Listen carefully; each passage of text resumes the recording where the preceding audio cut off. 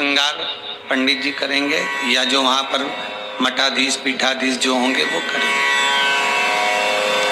कृष्ण मंदिर में जाएंगे तो उनका श्रृंगार भी भगवान पंडित ही करेंगे या वहां का जो पंडा होगा वो करेगा। पर पूरी दुनिया में केवल एक देव महादेव ही एक ऐसे हैं कि जिस मंदिर में जाओ लोटा भर के पानी चढ़ाओ और तुम्हारी मर्जी पड़े जैसा श्रृंगार करे। शंकर कहीं भेदित नहीं है, शिव कहीं भेद नहीं है।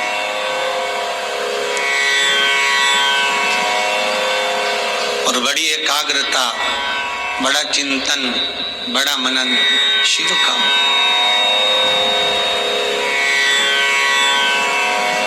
सब दूर जाकर झोली फैलाकर कहना पड़ेगा कि हमको ये दे दीजिए।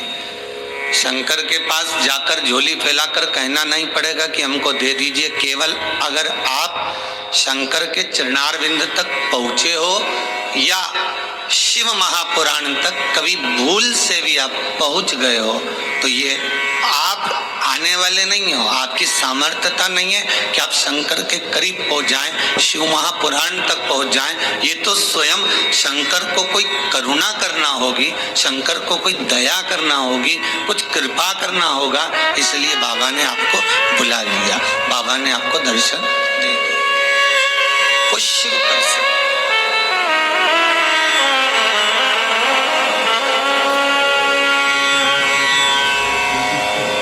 के दरवाजे पर जाकर कुछ मांगना भी मत, वो तो खुद दे देगा। बस जाकर बोल देना कि बाबा ऐसी बात है।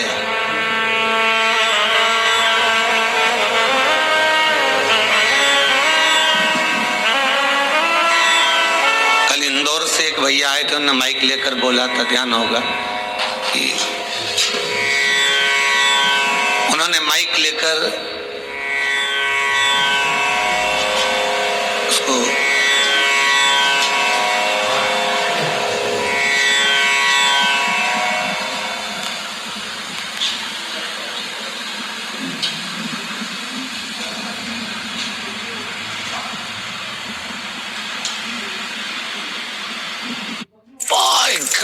बोला, ये रेडियो देख के दिल गार्डन हो गया।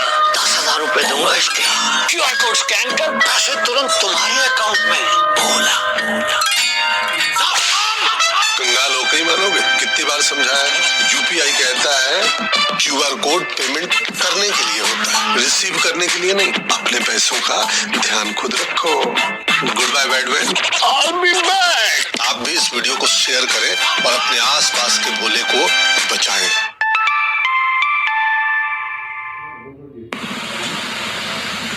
माइक लेकर बोला था कि भाई बाबा छोटा सा बालक है, ICU में पड़ा हुआ था, पर भगवान शिव की करुणा ऐसी हुई, उसने कोई उपाय ऐसा कर लिया कि बालक ICU से भी हट गया और यहाँ वो लेकर भी आ गए। आपकी उपासना, आपका भजन, आपका कीर्तन, आपका नाम जाप, आपका स्मरण कभी खाली नहीं जाता, कभी नहीं। तो भक्ति के एक पन्ने पर लिखा हुआ है,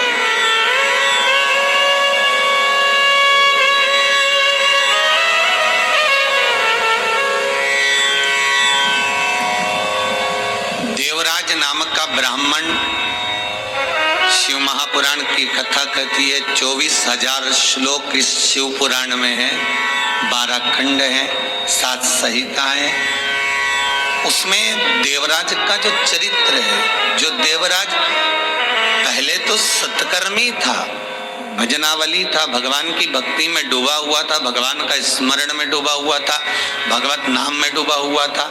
पर वही देवराज भगवत कर्म से वंचित हो गया केवल संगत के कारण। निवेदन है, थाली, थाली और प्याली, ये 3 मित्र मनुष्य को बर्बाद कर देते हैं।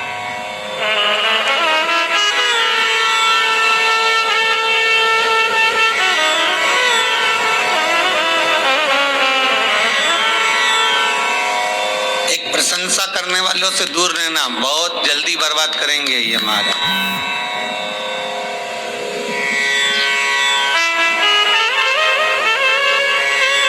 बहुत जल्दी हरा सकते हैं आपको। फिर थाली मित्र, होटल में खिलाने वालों से सावधान रहना, पहले अपना पैसा खर्च करके तुम्हें खिलाएंगे, फिर पूरा चूना तुमको लगा जाएगा। तीसरा है प्याली मित्र, मित्र को पीना याद नहीं है, अपने पैसे से पीना सिखाएंगे, फिर उसके पैसे से पूरी जिंदगी पिएंगे। ताली, थाली, प्याली, ये तीन मित्र बर्बाद करने वाले हैं। इन मित्रों से बचना बहुत कठिन है महाराज, बहुत कठिन। और अभी जो समय चल रहा है, कलियुग का जो प्रथम चरण चल रहा है, इसमें अगर कोई अच्छा बताने वाला होगा ना, रोकने वाला होगा ना, सतमार्ग बताने वाला होगा, कोई आपको गलत मार्ग से हटाने वाला होगा, तो वो बुरा लगता है। और जो आपको खड्डे में ले जाकर पटक दे, चूना लगा दे, लाखों करोड़ों में नीचे उतार दे, व्यापार व्यवसाय में कहीं ना कहीं ले जाकर गलत काम में तुमको फंसा दे, वो तुम्हें बहुत अच्छा लगेगा।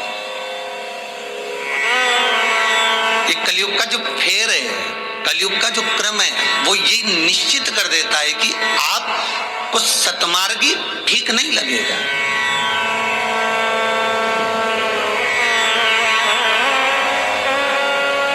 इस व्यासपीठ से कितने उपाय बताए जाते हैं, हर चीज का उपाय है और लोग कर भी रहे हैं और फायदा भी है, पर उस उपाय को कई लोग ऐसे हैं कि करते ही नहीं है।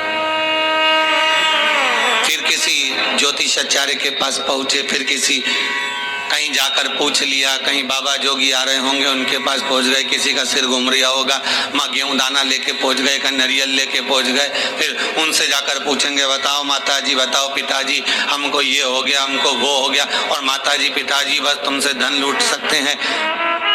बताएं क्या? जो शिव है नजदीक में, जो शंकर है करीब में, जो शिव विराजमान है तुम्हारे भीतर, स्वयं जिसकी आराधना राम कर रहे हैं, जिसकी आराधना कृष्ण कर रहे हैं, जिसकी आराधना देवी कर रही है, दत्त कर रहे हैं, और सारे मंडल, नवग्रह, 16 मातृका, पंचलोकपाल, जितने भी देव हैं, 33 कोटि देवता जिसकी आराधना कर रहे हैं, वो शंकर की आराधना करने में अपना क्या जाता है?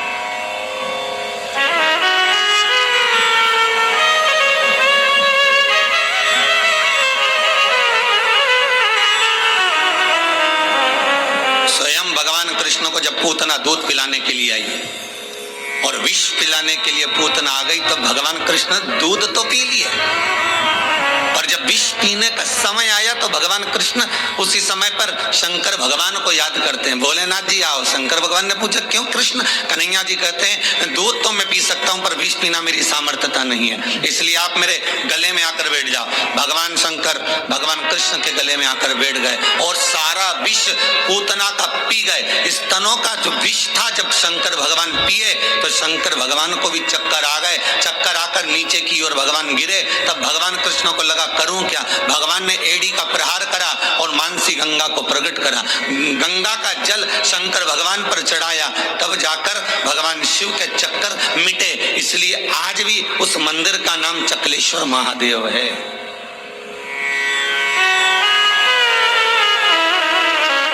गोवर्धन नाथ जी की परिक्रमा में पड़ता है चकलेश्वर महादेव। भगवान को स्वयं चक्कर आ गए, इतना विषैला विष, इतना प्रबल विष शिव धारण कर। तो क्या कृष्ण, राम, दत्त जितने भी हैं सब भगवान शंकर से ही ले सकते हैं, शिव से।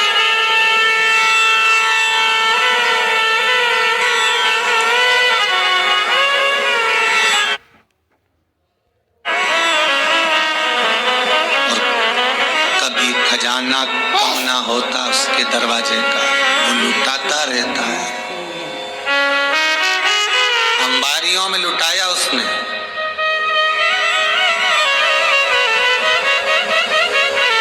जब विदर्भ राज भीष्मक की कन्या रुक्मणी ने भगवान कृष्ण को वर्ण किया, तब भगवान कृष्ण स्वयं ब्राह्मण से कहते हैं कि रुक्मणी जी से जाकर कह दो कि तू जगदम्बा के मंदिर पर पहुंच जा, मैं तुझे लेने के लिए पहुंच जाऊंगा।